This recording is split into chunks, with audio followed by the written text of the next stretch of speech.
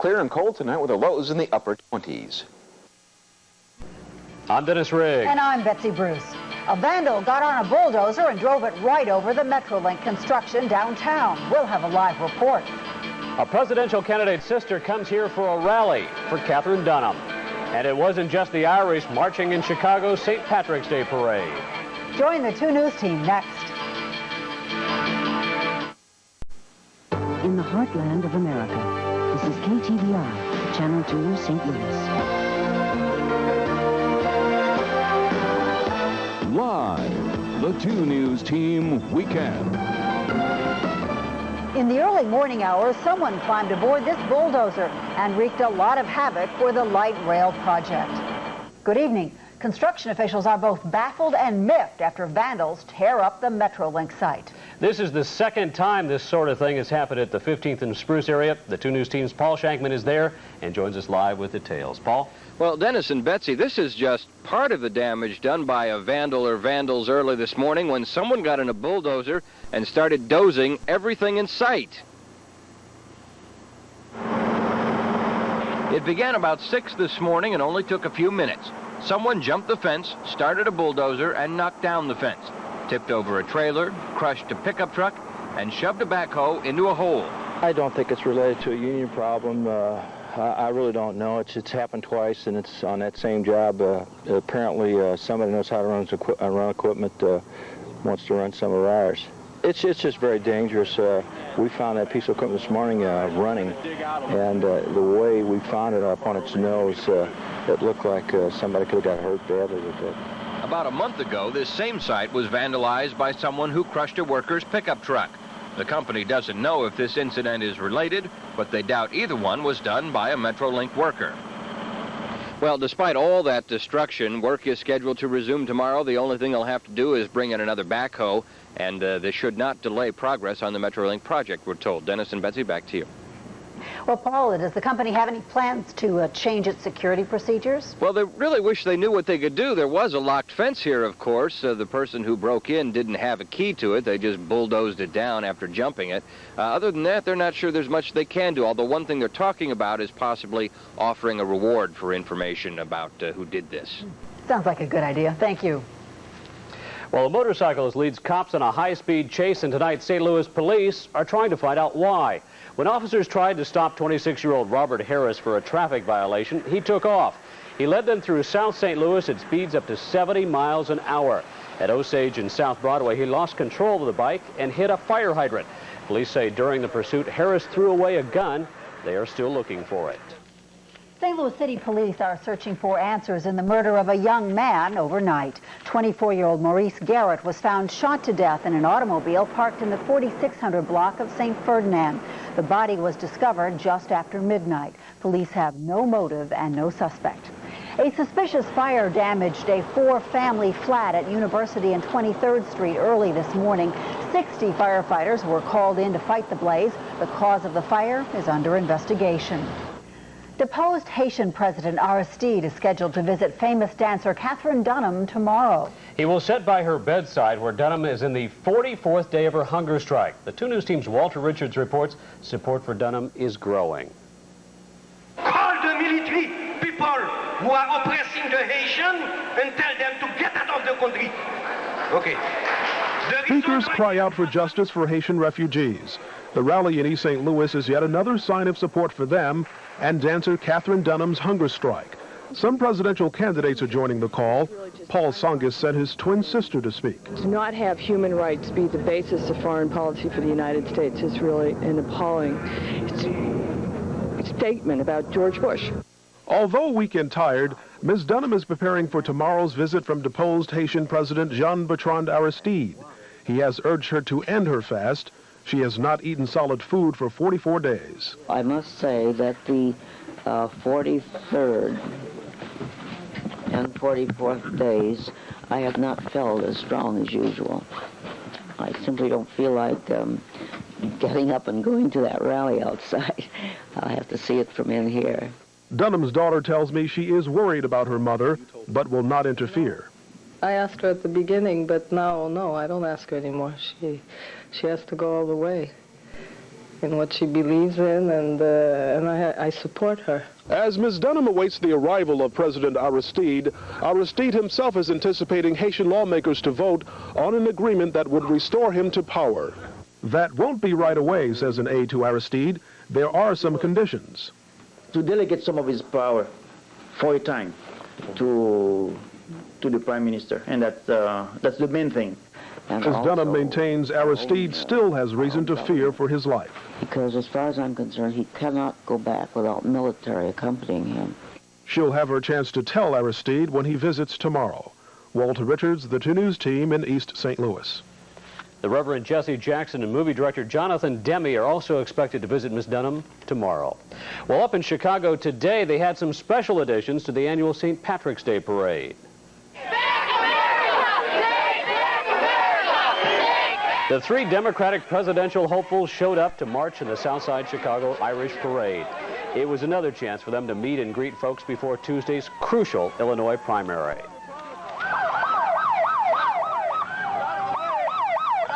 In Boston, there were both cheers and jeers for 24 gay activists who marched in that parade. The Irish American group won a court order allowing them to participate, even though parade organizers didn't want them to. There was plenty of extra security in case of trouble. Ahead on 2 News team, houses go on the block at a special auction downtown. We'll listen in. And a neglected old house becomes home sweet home with a little help from a church. And after weather, right 'em, sheep boy.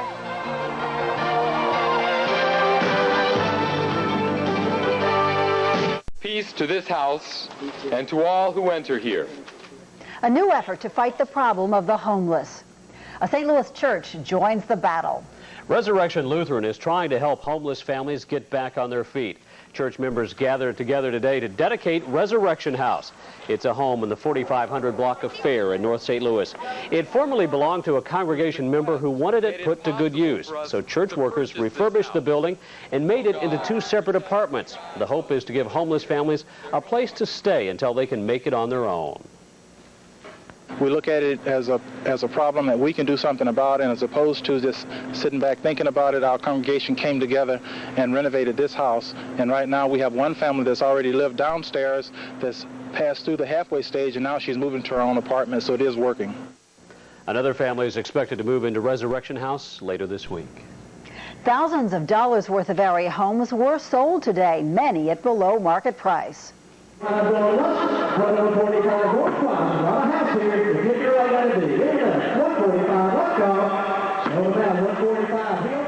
Three local banks joined forces to market residential and commercial properties in their foreclosure portfolios. This 3-bedroom home at Lake of the Ozarks sold for $135,000. Tomorrow's auction for commercial property begins at 2 p.m. at the Adams Mark Hotel downtown.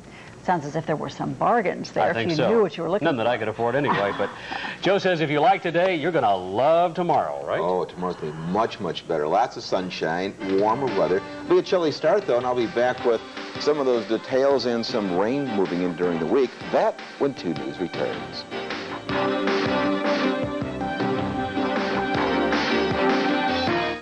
Boy, the sunshine was great. Wasn't it, though? Tomorrow's going to be so nice, you might want to call the boss and say, I'm resting up for St. Pat's. I'm not going to be in today, you know? I don't think they'll buy it. I don't think so either. It's going to be a nice day tomorrow as temperatures begin to warm up. The cold weather slides to the east. Things will be changing and a very, very nice start of the week. Then some changes as we go into Tuesday and Wednesday. But in the meantime, some nice weather moving in.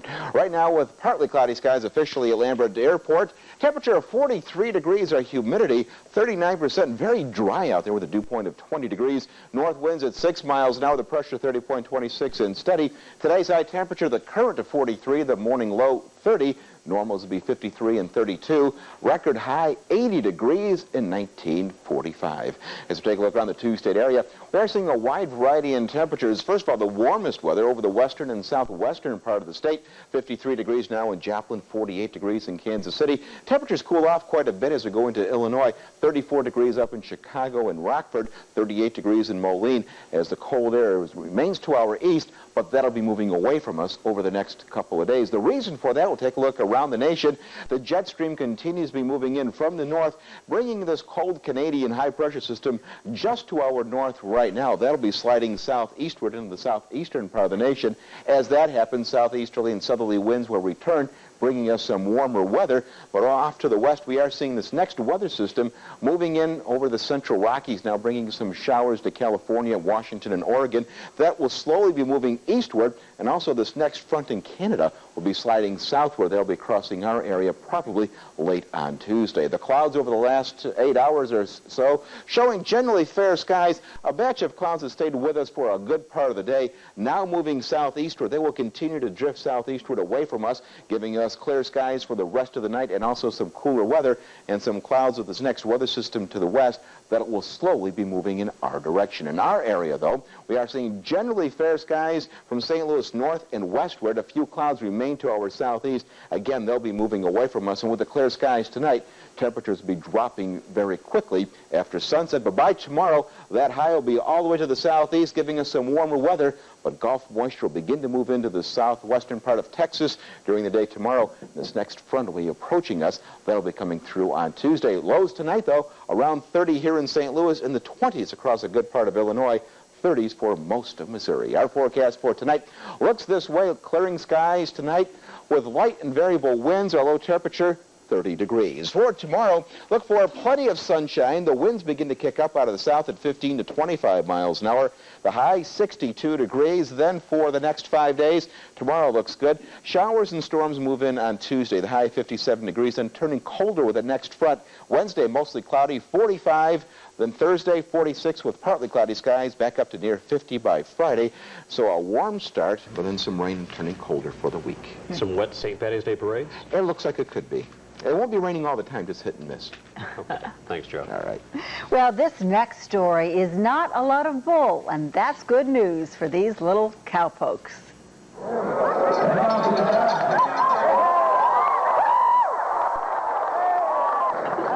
There was a lot of mutton busting going on at the Phoenix Rodeo. Kids from 4 to 7 years old could saddle up for a wild and woolly ride, literally. No one complained that they got fleeced. I don't think it was the mutton that got busted either. Well, it was a big day in sports. And Bill Davis is up next to tell us about it. Coming up tonight at 10, the Democratic presidential candidates battle for Illinois delegates. They'll face off in a Chicago debate. We'll bring you the highlights. So join us for the latest news and weather, plus Sports Final at 10 on 2 News Tonight. A St. Louis actor is about to take part in making television history. Life Goes On, the first show to star an actor with Down syndrome, has become the first show to fight